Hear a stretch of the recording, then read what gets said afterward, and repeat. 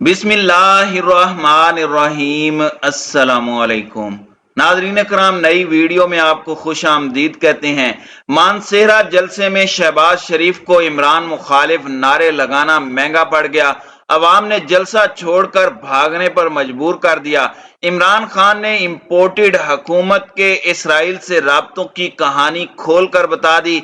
हुकूमत इसराइल को तस्लीम करने जा रही है। नया कट्टा खुल गया। वीडियो की तफसील में जाने से पहले चैनल पर नए आने वाले दोस्तों से गुजारिश है कि हमारे चैनल को सब्सक्राइब कर लें, बेल आइकन पर क्लिक कर लें, ऑल नोटिफिकेशंस को ऑन कर लें ताकि हमारी नई आने वाली वीडियोस आपको बर वक्त मिल सकें।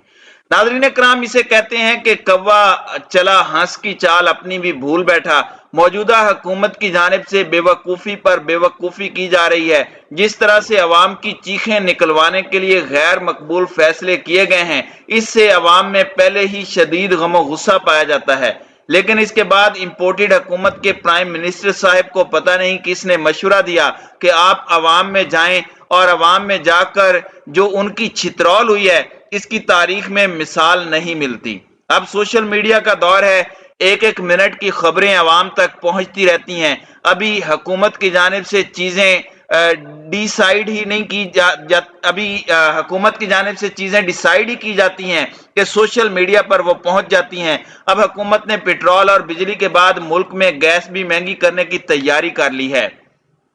IMF की ख्वाहिश पर 1 जुलाई से गैस की कीमत में 50% तक महंगाई का इम्कान है। यानी 1 जुलाई से गैस टैरिफ में 40 से 50% इजाफा कर दिया जाएगा, क्योंकि IMF चाहता है कि आइंदा माली साल 2022-2023 से गैस यूटिलिटीज को मजीद नुकसान ना पहुंचे। और 6 अरब डॉलर्स के IMF प्रोग्राम को बहाल करने की कोशिश में इस बार हुकूमत के पास सिस्टम गैस टैरिफ में 40 से 50% तक इजाफे के अलावा कोई ऑप्शन नहीं बचा।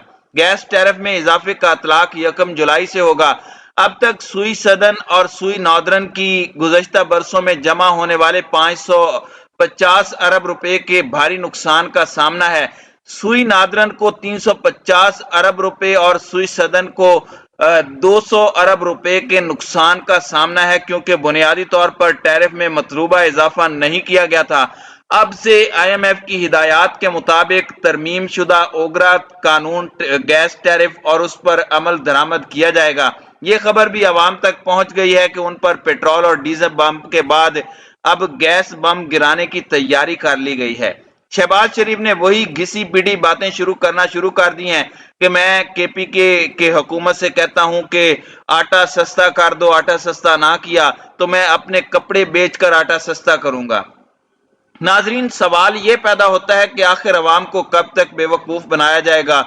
खैबर पख्तूनख्वा में चूंकि इमरान खान की हुकूमत है और वहां पर इमरान खान के खिलाफ कोई भी बात कबूल नहीं की जाती, शहबाज शरीफ ने जब वहां पर नारे लगाए और कहा कि मुक गया तेरा शो न्याजी, तो उसके बाद आगे से जवाब आया। उसने शहबाज शरीफ को हैरानो परेशान ही नहीं बल्कि पसीने में शराबूर कर दिया। आगे से जवाब आया कि गो नवाज गो, गो नवाज गो। और ये एक बार नहीं, बार बार गो नवाज गो की आवाजें जलसा गाह से आना शुरू हो गईं, तो शहबाज शरीफ को मजबूरन जलसा छोड़कर जाना पड़ा।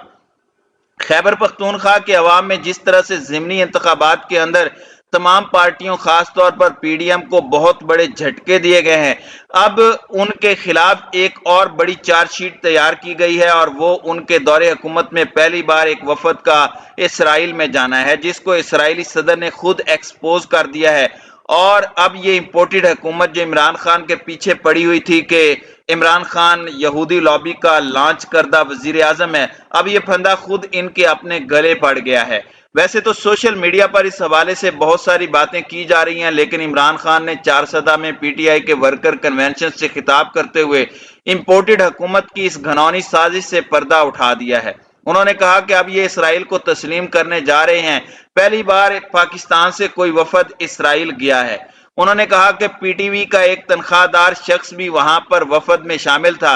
इमरान खान ने कहा कि इस इंपोर्टेड हुकूमत को ये एजेंडा दिया गया है कि इन्होंने इसराइल के साथ ताल्लुकात को इस्तेवार करने के लिए रास्ते हमवार करने हैं। आने वाले दिनों में कुछ दानिश्वर टीवी पर इसराइल से ताल्लुकात बढ़ाने के फवायद बयान करना शुरू कर देंगे और ये सब कुछ इस इंपोर्टेड हुकूमत की सरपरस्ती में होगा, क्योंकि ये लोग अमरीकी हिमा पर इसराइल को तस्लीम करने जा रहे हैं। चार सदा में वर्कर्स कन्वेंशन से खिताब करते हुए इमरान खान ने कहा कि हम पर तशद्दुद करने वालों में से एक एक की तस्वीर मेरे आंखों के सामने है।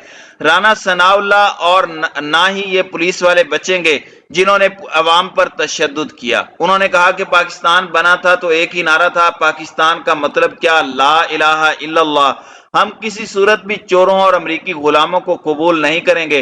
चोरों के खिलाफ हकीकी आज़ादी की जंग लड़ने के लिए हम निकले हैं और कौम जब आज़ादी के लिए खड़ी होती है तो वो जिहाद है। उन्होंने कहा कि अब जब हम निकलेंगे तो हमारे सामने कोई रुकावट नहीं आएगी, इसके लिए हमने मुकम्मल इंतजामात कर लिए हैं। दूसरी जानिब आपको बताते चलें कि मरियम नवाज की हालिया रिकॉर्डिंग्स लीक हुई हैं। इससे इंपोर्टेड हुकूमत का घनौना चेहरा भी खुलकर सामने आ गया है कि मरियम नवाज जो अदालत से जमानत पर है और पाकिस्तान के कौमी इदारों, पाकिस्तान के जजेस के खिलाफ, पाकिस्तान की मुसल्लह अफवाज के खिलाफ जुबान दराजी करती नजर आती हैं। उन्होंने लीक होने वाली कॉल में कहा कि मैं मीडिया को कंट्रोल कर रही हूं, अगर मेरे साथ ताउन ना किया गया तो मैं वजीर आजम से बात करूंगी।